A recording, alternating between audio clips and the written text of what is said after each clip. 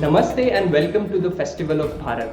My name is Kamal Madi Shetty and I am delighted to present before you the inaugural talk of season 4 of the Festival of Bharat.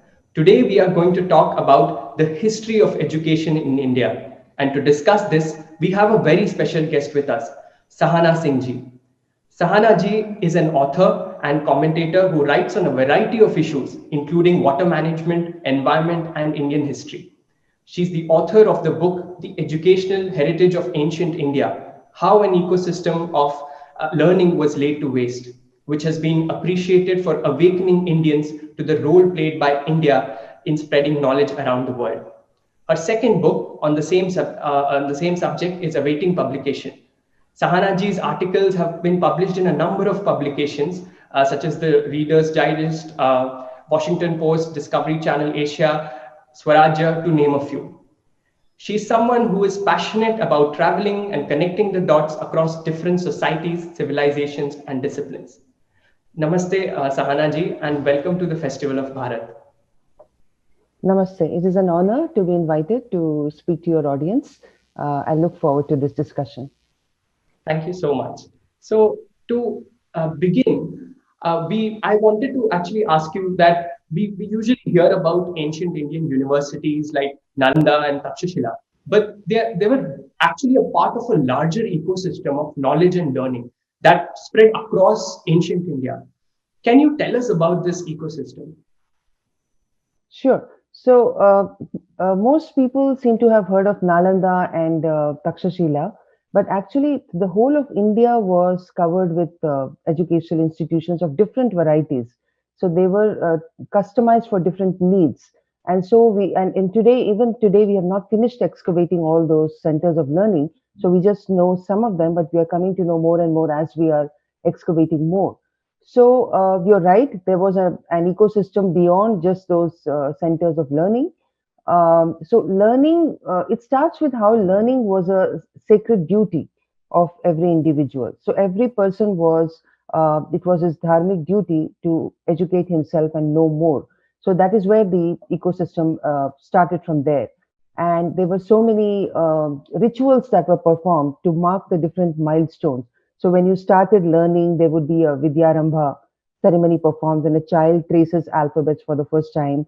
And then when the child goes into higher education, there's a ritual. So all these rituals were very important. People would be invited.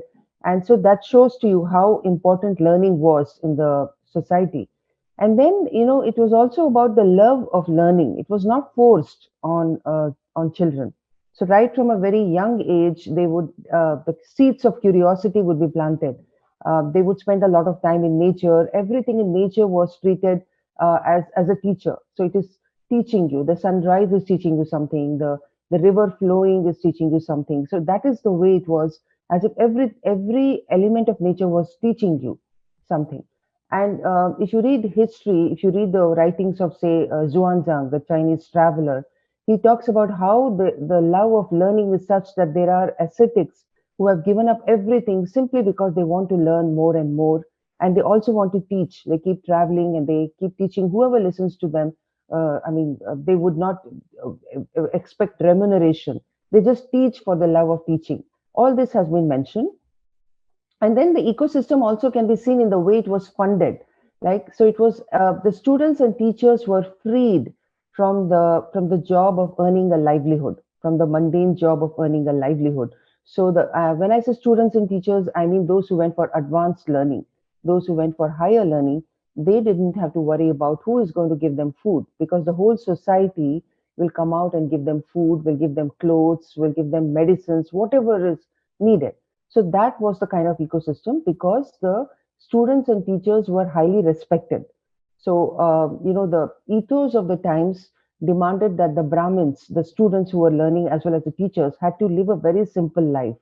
They could not be wallowing in riches, because then they are not Brahmins. If they are rich and if they are charging a lot of money to teach, they are not Brahmins. So the ethos of the time was that the real Brahmins would lead very simple lives, and it's the duty of the society to support those people who are studying and teaching. They are the ones who are researching. So they should never be for want of food. That was the kind of thinking in the society. And even during religious ceremonies, gifts would be offered to the Brahmanas. So, whether, Upanayanas, Vivahas, Brahmanas would be given presents. Brahmanas meaning students and teachers. It means nothing but well-known teachers and students, who have led a life of sacrifice in order that they learn, right? Because it was a very demanding lifestyle. For those who chose the path of higher education, it was very demanding. It's not that everybody wanted to go there. People would be happy with doing other things. So, to be a Brahmana and to pursue higher learning means that person is getting up very early in the morning, who's chanting, bathing, always maintaining hygiene, following all the rituals like feeding the animals before feeding oneself. All those rules used to be followed by the Brahmanas. So even today at the end of a puja or a homa, the custom is to feed Brahmanas. It's the same thing. You are going to feed the people who are sacrificing their lives for learning and teaching. So you are going to give homage to them.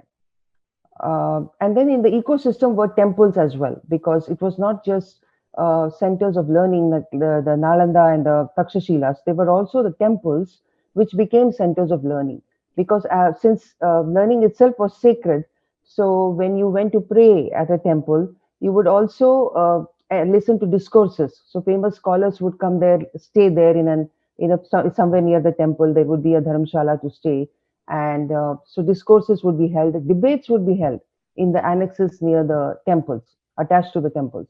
So people going to temples would also enlarge their vision, because they would listen to excellent debates, or get different points of view. Then I would also mention the ecosystem of vocational training, because people might think that everybody was studying the Vedas. That's not true. By and large, most people were learning some vocation or skill. That there was an ecosystem for that. So in my second book, I'm also going to be talking about that. Not everyone wanted to be a Brahmana, and so the majority of the people learned sculpting, jewelry making, carpentry, or they trained to be physicians. And so, and there were more than 64 kalas or arts. So they say that there were people who were expert in all the 64 kalas. I'm not really sure of that, but that is mentioned quite a bit. And to learn these kalas, the students would become apprentices with the master craftsmen, live with them, observe how they conduct themselves in their life. What prayers do they say? How do they what do they eat? Alongside the actual craft, the skill, the students would observe how they lived. So this was another ecosystem of learning. And I want to point out that the much reviled Jati system actually was very conducive for learning. So children learn skills at a very young age. So imagine a child born in a carpenter's family would be watching the fathers and the uncles and the other members of the family making things with the wood, and also perhaps the ladies too. So everybody would be involved in that. And so at a very young age, the child would know everything about carpentry. Or if it was a barber's family, the child would know hair cutting. If it is a musician's family, then the child would know how to interpret different ragas, how to sing various ragas, or how to make instruments, all these things. So unlike today, when, even at the age of 22 and 23, when students graduate, they still don't have any skills and they cannot earn a livelihood. They need further training. But in those days, most of the people would get into some skill, the family profession. They would know about it and they would be able to contribute to the family income when they were just 15, 16 years of age. So this is the ecosystem of India that ecosystem of learning that kept India at the top. We were the top producers and of objects, of luxury items, and also of knowledge. Thank you so much, Sahana ji. That is very fascinating, and I'm sure it involves, it's an ecosystem that spans across exploration to skills to everything we can imagine, and it's no wonder that it is a wonderful ecosystem that thrived for so long. So this actually brings me to the second question that I have. So Indian universities and temples, they have attracted scholars from across the world, and this has resulted in a flow of knowledge to both the east and the west of India. Could you tell us about some of the scholars who actually enabled this, including both who came to India as well as some of the Indian scholars who went to various foreign lands? Right. So this is a very vast topic, and I think it forms the longest chapter in the book that I'm almost finished, which will be out in April May. So I'll try to put it briefly. It's the longest chapter because so many scholars have come to India from outside, and so many have gone outside from India to other countries. It's very obvious since we had that great ecosystem that I mentioned, and we had the universities with very difficult admission tests where only the most meritorious would be selected. So there were many students flocking to India to get admission into various universities, and not just universities but also to learn the skills. Even for that, India was very famous.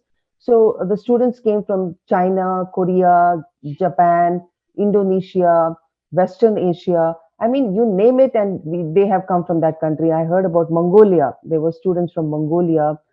So basically, east, west, north, south, wherever there was a culture of learning, there was where learning was valued. Those countries sent their best students to study in India. And the most famous names, of course, are Fahia and Zhuangzhang. But there were many scholars who came from China, especially, who left behind very detailed accounts. And many of them made very difficult journeys. So the journey is also described that they went to this extent, almost got drowned in the seas, or or starved when they were walking across deserts. So all this in order to reach India and to learn from the gurus of India. Mind you, some of the gurus of India were so famous that the students already knew them by name when they came to try and get admission in those universities. And then many of these students, when they finished their learning, would take back manuscripts with them. They would copy them as much as they could, and then they would carry those manuscripts back. The Chinese, especially, have done a lot of that. It was considered a very holy duty to bring back Sanskrit manuscripts from India. Now, there were also many Indian scholars who went from India. So, for example, China's whole ecosystem of learning was set up by the Indians to a large extent.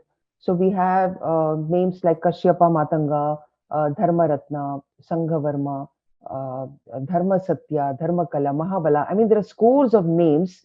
Kashmir provided a steady stream of scholars to China. Then from southern India, also there were scholars traveling all the way from the south to China. There is one name which comes as Dharmaruchi, who spent 20 years in China, and he translated some 53 works into Chinese. And many of these scholars, when they went from India to China, they were received with great fanfare by the kings themselves. They would go and receive them with fanfare and show them that they valued what they had come for. So it was a very tedious task of translating because Sanskrit and Chinese are so different. And yet there would be whole translation bureaus which were doing this job together.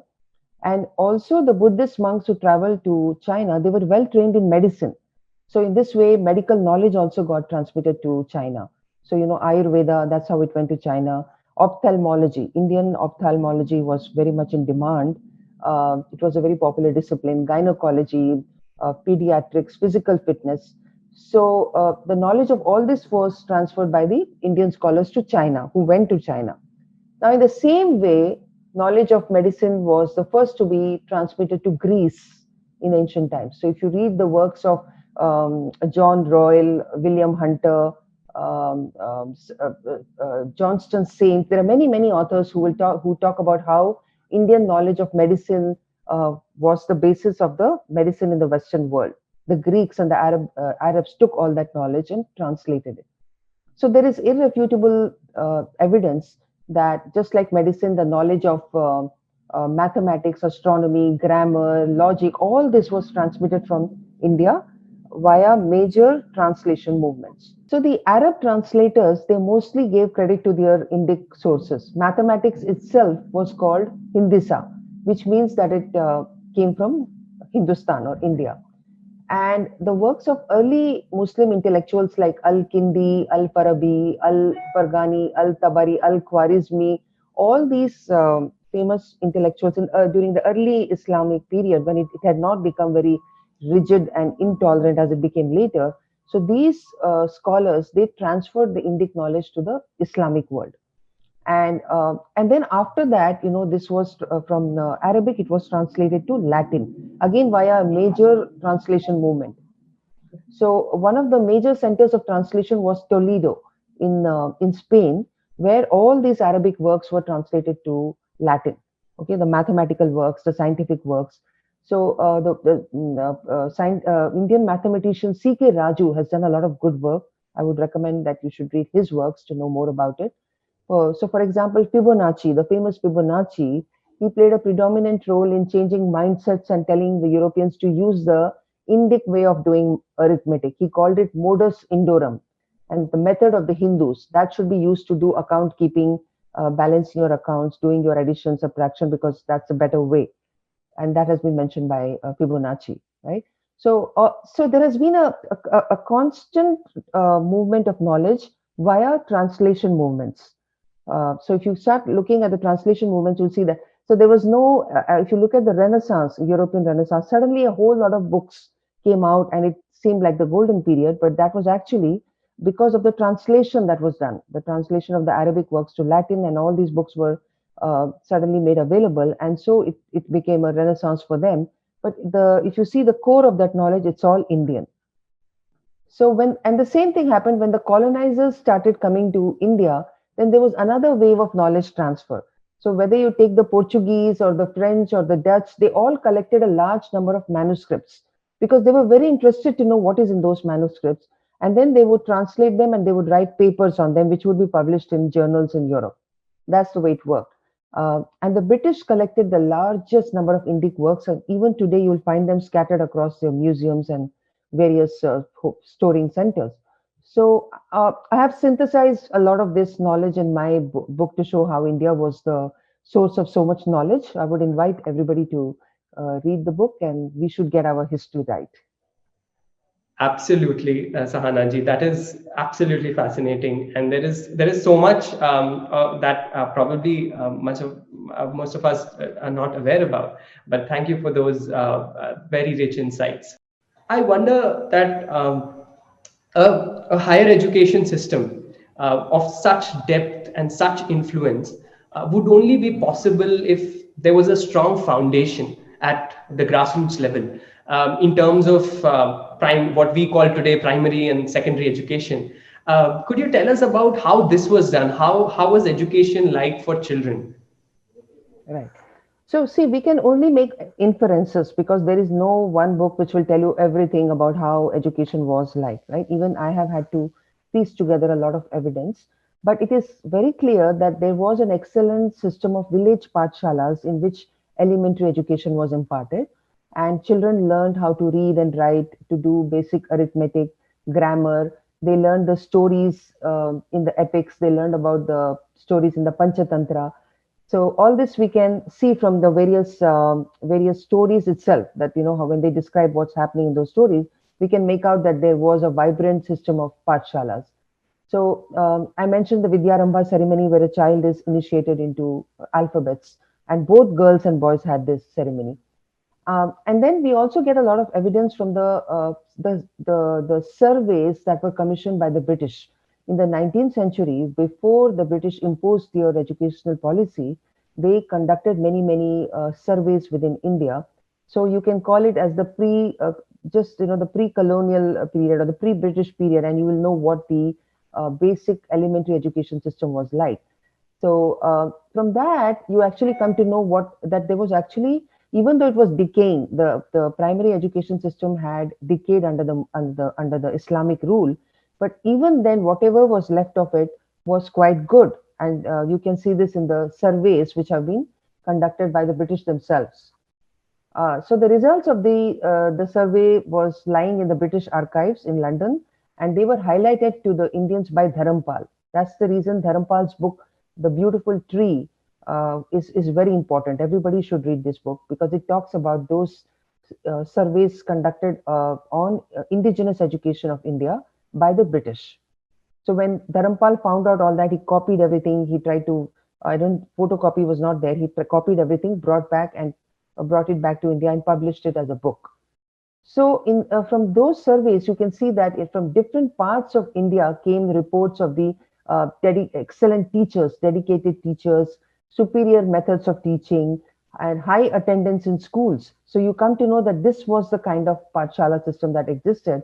And Dharampal also discovered Thomas Munro's statement that every village had a pathshala. And then Adams had given a report, William, I think William Adams was his name, who said that there were 100,000 pathshalas in Bengal alone. Okay. And also, the British noticed that the Shudras were in majority in many of the schools, while the Brahmanas were in lesser numbers. In Tamil Nadu, in Kerala also. So all those numbers are given in the surveys. There are tables which tell you that, for example, in Tamil-speaking areas, the Shudras ranged from 70% in Salem and Tinnevelly to 80%, 84% in South Arcot. So these are startling numbers where you are thinking that Shudras are not allowed to go to school, but then you're finding that Shudras are also in this going to schools and they are with the Brahmanas. And then in Malayalam speaking Malabar, Brahmin students constituted only 20% of school, of 20% of the student population, while the Shudras were 54%. Muslims were 27%. You find that in Bellary in Karnataka also. So this shows that India had a widespread system of general education, general schooling before the British came, and they studied us, and then they decided to change it all by imposing their own education system because they wanted to produce clerks. They wanted people who would be useful to them. So that's how they changed everything. And it was also noticed that the schooling system in India was better than the one in England because in England there was no elementary system until very late. It was quite late that when they were still debating on India's education policy. At that time, England was still languishing in illiteracy. Most people only knew how to just maybe read and write, and they knew a bit of the Bible. That's the only book they came across. So this is very interesting. Despite the degradation that came from the Islamic rule, we still had a functioning school system at the grassroots level. Okay, and there were also many low-cost innovations that were noticed by the British. For example, there is one Reverend Andrew Bell. He was touring through the Madras presidency, which consisted of Tamil Nadu, Karnataka, and a number of other states, today's states, quite a big, almost the whole of South India. And he noticed that the literacy was very high, and he was surprised. So he wanted to know how it's happening. And then he noticed that outside the schools in Madras presidency, there were heaps of sand that had been placed outside the schools, and the children were learning how to trace the alphabets on them. The older children were helping the younger children to learn the alphabets, to do simple arithmetic. And he noticed that even when the teacher is not around, the students are still learning. They're not making noise and playing, but the older children are teaching the younger children using the sand heap. So they didn't even need a blackboard. So he was astonished. He said, oh, we thought that in England we need blackboards, we need infrastructure, and that is why, because of that, we do not have high education, we do not have literacy. So, but actually, you don't need blackboards. You can do it this way. So, this is how it was called the Madras method. And you'll be surprised to know that Andrew Bell introduced this in England, right? And this was introduced even in Europe, West Indies, in Bogota, in Colombia. So that is how this system became very popular, especially the mentorship program, because they realized that they have very few teachers and there are so many students. So why not use the older children to teach the younger kids? So that was a revolutionary innovation for them. And so you can also go back in time and imagine what the pathshalas were like in ancient India. It must have been similar to this. Then, if you have time, I'd like to tell you about Reverend Robertson, who was another Christian missionary who wrote about his observations in Bengal. And he noticed a very unusual method of examination. So he said that once a month, all the schools, all the schools would send their students to one place. They would all meet in one place, and then the top student of one school would put a question to the top student of another school. And then if he could not answer, then it would go to the second student. If he could not answer, it would go to the third student. And then the same thing would happen from the other schools. You know, the other student, the top student of another school would put a question to this school student. So there would be this cross questioning. And this is the way, this was an examination actually. And the students would have fun. They wouldn't even feel like they're being examined. So Robertson pointed out that there is such a spirit of fun when an examination is happening, this whole thing, and Brahmins and Shudras are sitting next to each other and doing this. And sometimes the Shudra student is getting more marks in these examinations than the Brahmana student, and he doesn't mind. So imagine this kind of innovative examination, which was there even when the British have just come to India. So go back in time and imagine how much more innovation might have been there when there was no oppressive rule, right? So you see, even at the grassroots level, before the British imposed their crippling policies and their taxation, which is what ultimately starved off the education system, so we had a very well functioning schooling system at the grassroots level. Absolutely, Sahana ji. I mean, it's from innovative quizzes to outdoor learning to the best, I mean, the most innovative pedagogical methods that one could think of. Thank you for sharing that. I wonder what was the role of women like in education, girls and women, be it in different stages of women. Can you tell us about that? Sure. So, in ancient India, education was as important for women as it was for men. There was no difference. So, they would also have the Vidyarambha, they would have the Upanayana, they would wear the sacred thread. What can be more telling than the fact that the goddess of learning is Saraswati, who is female. So she is the Devi. We meditate on her when we want learning, we want speech, we want eloquence, knowledge of music. That itself shows you that women were very much part of the education system. And if you look at the famous debate between Shankaracharya and Mandana Mishra, the judge was a lady, a woman of high learning. So this shows. And then we have as many as 30 women who are mentioned in the Rig Veda. They composed important suktas of the Rig Veda. And these ladies must have made real contribution to the advance of scholarship. Otherwise, why would their names have to be chanted every day, right? Now, the problem is, since we are disconnected from the past, we don't know what are all the books that they wrote or what they composed, but we are told to remember them every day. So this shows that women were so important in education. And the other evidence we have is yajna, because in ancient times, yajnas were extremely important rituals, right, which were performed, which needed a lot of knowledge. You needed a knowledge of geometry. You have to prepare the altar, you have to make the yantras, you have to have good pronunciation, you need to know grammar. So yajnas are a good example. Or if somebody is doing a yajna, you know how educated they are. And you see in the ancient books, we see the learned women performing yajnas, right?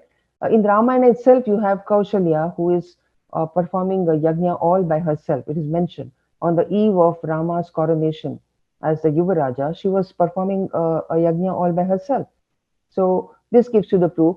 And then women were, and there was a term called Brahmavadini. Brahmavadinis were women who wanted to devote their lives to learning, and they would often not marry. And of course, if they decided to marry, then that would terminate and they would lead a married life. But there were women who did chose not to marry but pursue higher learning their whole life. They traveled all over India. They also taught, right? And women were studying complex and abstract subjects like the Purva Mimamsa, which is not at all easy, right? And there are terms for women who are learning various subjects, women specialists in the subject, which are mentioned in the Mahabhashya. So if there were enough women studying that subject that you need to coin a word for that, then you know how many women were studying, right?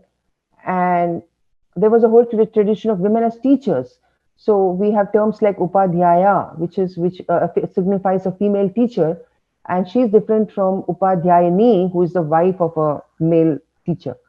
So, and then you have Bhaskaracharya, who wrote Leelavati, a book on mathematics, which is throughout addressed to a girl, to a young, beautiful girl. He keeps addressing her as he's explaining all the various, asking her to solve the questions, and he's telling her how to solve the questions, the arithmetic questions.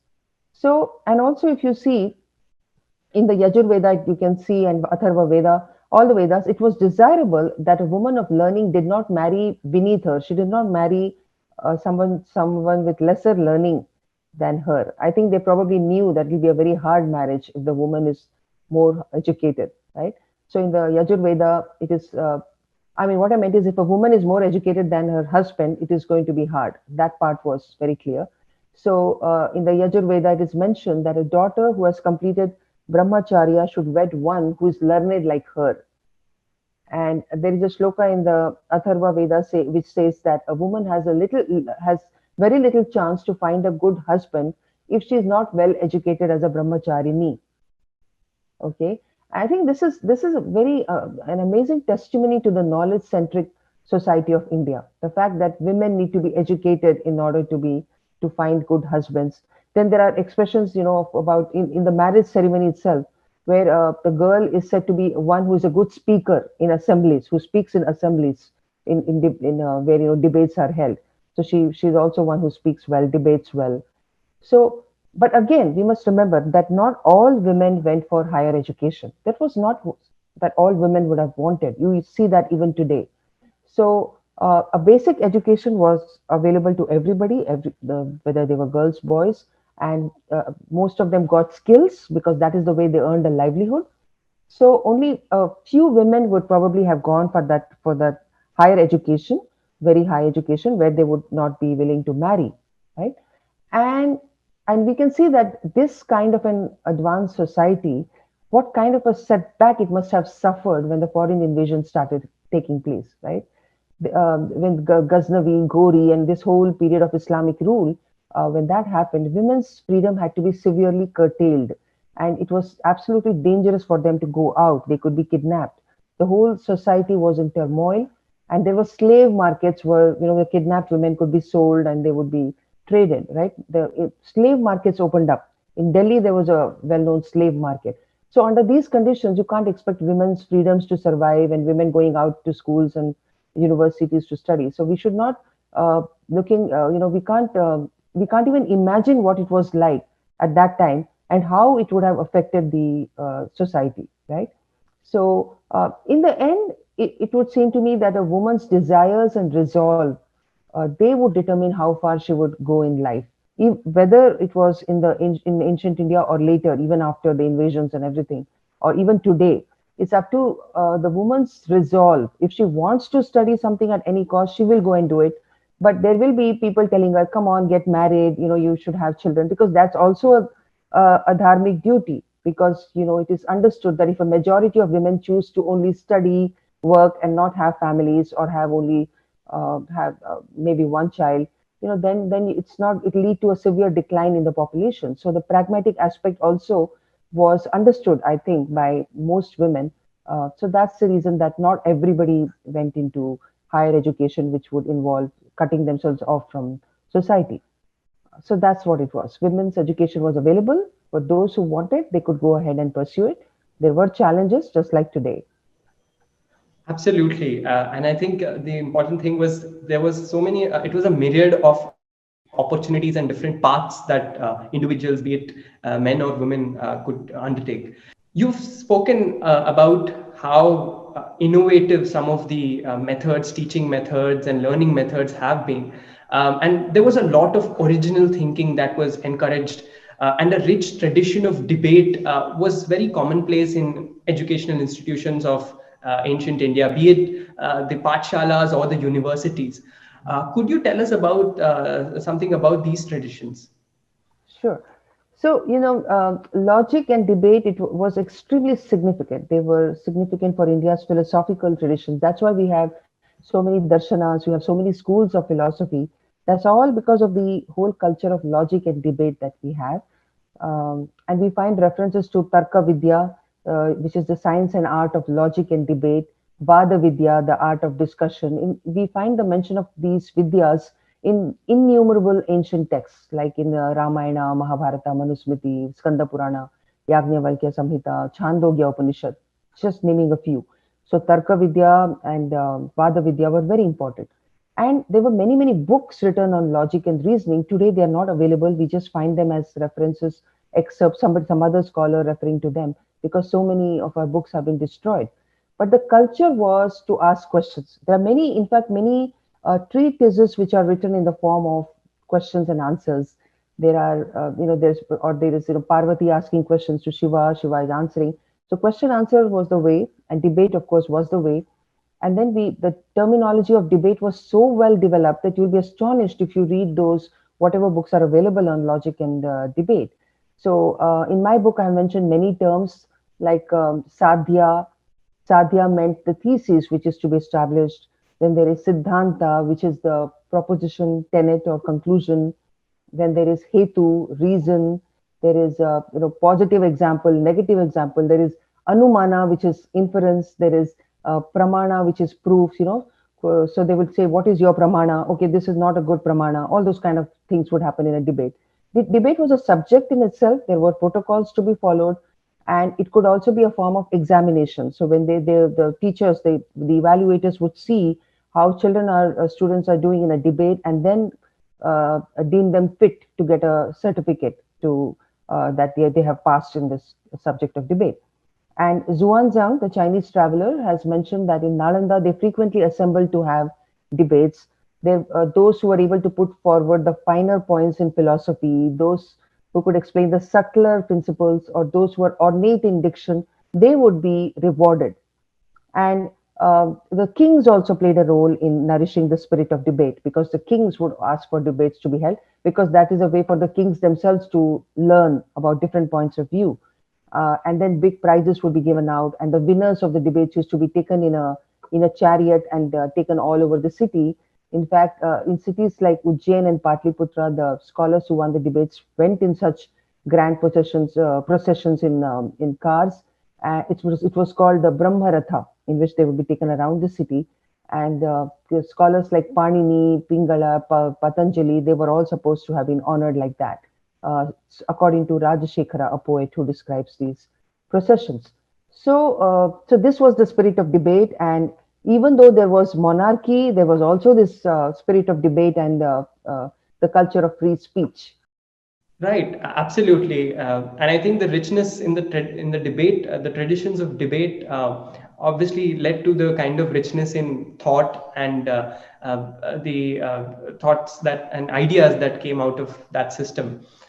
When we look at some of the magnificence of, be it in ancient India, the universities and temples of learning, or the schools and the pathshalas, one wonders, I mean, over centuries, how this rich educational system, that the entire ecosystem in India faced a lot of unfortunate and very painful destruction. First, it was the Islamic invasions that saw large scale destruction of universities and temples of learning, and then under the British rule.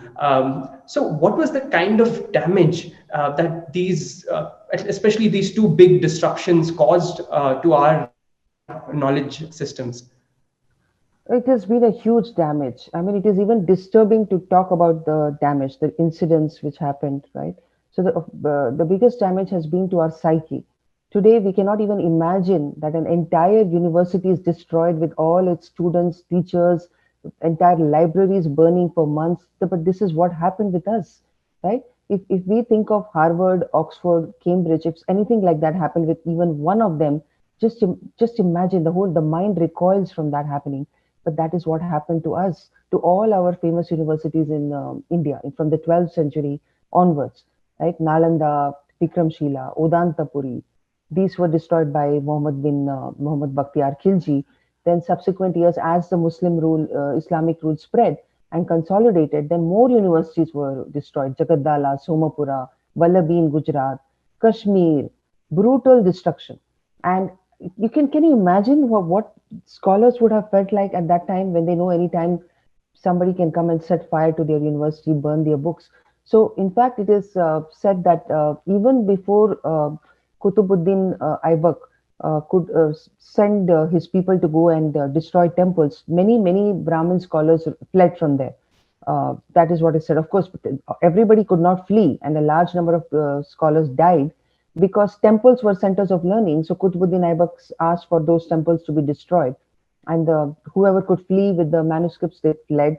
And there were many migrations within India as a result of this persecution on the basis of religion. Some of the scholars from Vikramshila, they made their way to Tibet, and because of that, when it went to the scholars who carried their manuscripts, who managed to escape with the manuscripts, and they were translated to Tibetan, and that's how we know what Nalanda was like, because we have those translated works. So this is the kind of damage. And Al-Baruni, the 11th century chronicler, who recorded how Mahmud Ghazni invaded India.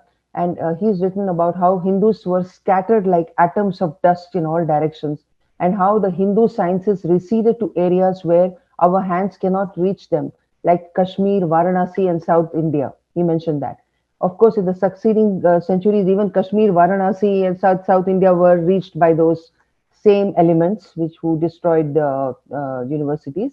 So only where the Hindu Rajas were able to retain their territory, there we were able to keep our education system intact to some extent and the manuscripts. There was also some respite during Akbar's rule because he opened up the madrasas for Hindus to come and study. But again, it was brief. Aurangzeb came and reversed everything. You will hear stories of Brahmanas and Jains trying to carry manuscripts to safe places, sometimes burying them somewhere, later taking them out. All these stories you will read when you study the real history of India. And so the Muslim education was patronized by rulers who formed the Mamluk dynasty, the Tughlaq and the Lodi dynasty, also the Mughals and the Bahmani sultans. So Delhi became one of the foremost centers of Islamic learning. And many Hindus converted to Islam because that way they could avoid paying the jizya tax. And they also learned Persian as a way of gaining respectable positions in the court. So again, this is the way we got damaged. And this is also the time when caste stratification became more rigid. Earlier, there was a lot of mobility, but now, because of all these outside forces coming in and creating mayhem, so people became a little more inward looking. They wanted to marry within the community so that they preserve their traditions. Women's freedoms were restricted. I mentioned they could not move freely. Their education was curtailed, and they had to cover their heads, and all that started. Another big damage was the neglect of science during the Mughal rule. So, when the Mughals were ruling, India was one of the richest countries in the world. And that's the time when Indian knowledge has already gone to Europe and they are building upon it and they are coming up with the latest technologies. And that's the time when the Mughals, they were not interested in science. They were interested in poetry, literature, and all that, but they didn't care for science. They could have built up on the leading edge concepts of the Hindu scholars of an earlier era like Aryabhatta, Brahmagupta, Bhaskaracharya. But such thoughts were not even in the minds of those rulers. So we had a situation where madrasas were proliferating and students were becoming adept in the Quran and the Hadith. But the Western world was making great advances in science and technology. And the Mughal kings missed the opportunity to ride on the wave of technological discoveries, even though they were ruling over the richest land. That's how, when the British came to rule over India, they didn't see any evidence of science education. They didn't know that there was, once upon a time, such an importance given to science education. So they went about imposing their own policy, the British, with their own selfish reasons, and they destroyed the indigenous element to education system. They introduced English medium instruction. The damage done to our psyche was such that we started looking down on ourselves, right? The colonial and the Christian missionary forces ensured that India got disconnected from her roots. They were constantly told, "Oh, you are the people of Sati. You are the people, where you don't know anything. You're superstitious. Whereas we'll give you science, that kind of a thing." And we know about Macaulay's Minute, right, which talked about creating a class of persons who are Indian in blood and color, but English in taste, in opinions, in morals, in intellect. So this has been the biggest damage to India. We have all been taught to view our culture with an alien gaze. There are many Indians who have self-loathing and think that Indians were backward and regressive until British gave them modernity, they gave them science, right? They gave them logical thinking. This is the kind of brainwashing that has happened. We have lost our languages. We cannot read our own texts. We don't know Sanskrit, so we need the translations written by the colonizers. So this is the damage, a huge a degree of colonization and disconnection from our roots. It is indeed a very painful history, and I can imagine the destruction of education would only lead to the sort of a downfall in many other aspects of our civilization. And it explains so many things which I think continue even till today. Um, and it makes me wonder, we may not be able to fully recover our lost knowledge systems, especially in days where there was no internet. The manuscripts were everything, and those were destroyed, and many which we cannot recover.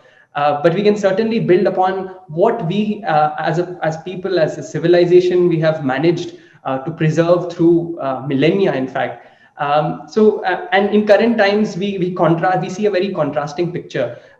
We have I mean, and in many ways, our education system is in a very bad shape in many aspects.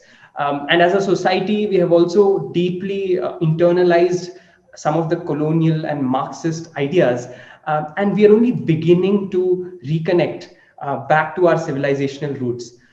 Do you think that our educational heritage can actually guide us as we try to fix the way in which we impart education in India today? Yes, absolutely. That is the whole reason why I've written one more book on the same topic of educational heritage. It is not just to say that, oh, we were the greatest, but we can use that to find our way to the right kind of education to motivate ourselves. So until now, the education system, which is a remnant of the colonial system, has made very little effort to infuse civilizational pride in the Indian students. So national pride is important. Indians are need to be proud of their nation, but we should also remember that ours is the only continuous living pluralistic civilization. Unlike the other ancient civilizations like the Greek, the Persian, or the Sumerian, or the Mesopotamian, they were all annihilated by the monotheistic creeds. And ours is the only ancient civilization which is still intact in the sense that we are still practicing our religion, we still have our festivals and traditions. So we must be proud of what our ancestors achieved in every discipline, and I think we should use that to we should adopt the best ideas and put them into our current education system. So this our heritage will help us to find our way back. Now, the new NEP, the National Education Policy, has introduced some good things. Like it has mentioned the need to have rootedness and pride in India. It also talks about the rich, diverse knowledge systems of India and traditions and all that. But I don't know how well it will be implemented. How is this civilizational rootedness going to be brought into every student? We need a completely fresh, multidisciplinary approach to history. All of the old assumptions about chronology, the European translations of our text, they need to be revised, they need to be revisited. We need new textbooks on history, social studies, literature, and our textbooks must present a holistic picture of the Indic civilization, which encompass the knowledge system, traditions, and culture. We need to see how the common people understand their own culture. We need those frameworks. I'm not saying exclude the outsiders framework completely. It is useful at some stage. We should know about it, but that's not the only thing which should be taught. If the only way history is taught is from the colonizer's gaze or the Marxist gaze, then you're excluding the core of knowledge and you are projecting the fringe as the core. So I would say we must introduce courses on the great books of India. Students should know what are the great books of India, like the Ramayana, Mahabharata, Bhagavad Gita, the principal Upanishad, Yoga Vasishta, Natya Shastra, the selected Sanskrit plays. They should know what are the great books of India, and they should know what is in them. So today, if you ask a student to give a summary of, do you know what is in Natya Shastra, they won't know, right? Most young Indians would struggle to reply if they are asked to summarize the significance of the Shastras or literary works. So we need courses to be taught on the history of Indian sciences also, apart from Shastras, the literary Shastras. We need the history of Indian sciences, including medicine, music, arts, architecture, town planning, water management, navigation, textiles. We need histories of all these also to be included. And then we should not just know the names of Aryabhatta and Sushruta. We should know what did they do, what did they write, what did they say. Put it in simple form if you like, but the students should be taught that. Unless the students themselves see that the scientific and the systematic underpinnings of the Sankhya and the Nyaya Vaisheshika philosophies, unless they see what's in the Ayurvedic texts and the logical rules laid out by Panini, the grammar, unless they see all that, decolonization will not happen. and Indians will continue on the path which has been laid out by Macaulay. So we need hundreds of textbooks to be written in the coming years, and I want to contribute to that effort. For decolonization to happen, we need textbooks which completely change the framework, which give you your own eyes back. We take out the Westerners, outsiders gaze, and get our own eyes. So that's what we need. It is indeed. I mean, the vastness and the richness, I think, of the ideas spanning across various fields, be it art and culture or science and technology, and the traditions of debate. I think there is so much that Bharat as a civilization should inform India as a nation today. And only then can we sort of seek and fulfill our full potential. Thank you so much, Sahana ji, for a very brilliant and very inspiring ideas that you have shared with us and the insights that you have shared with us. And I'm sure our viewers have a lot to think about. There is so much we have to go back and read and understand about our civilization. But you have given us the inspiration to do that. I'm very grateful to you for that. Thank you. Thank you so much. I'm glad to be part of this, and we are all in the same journey together.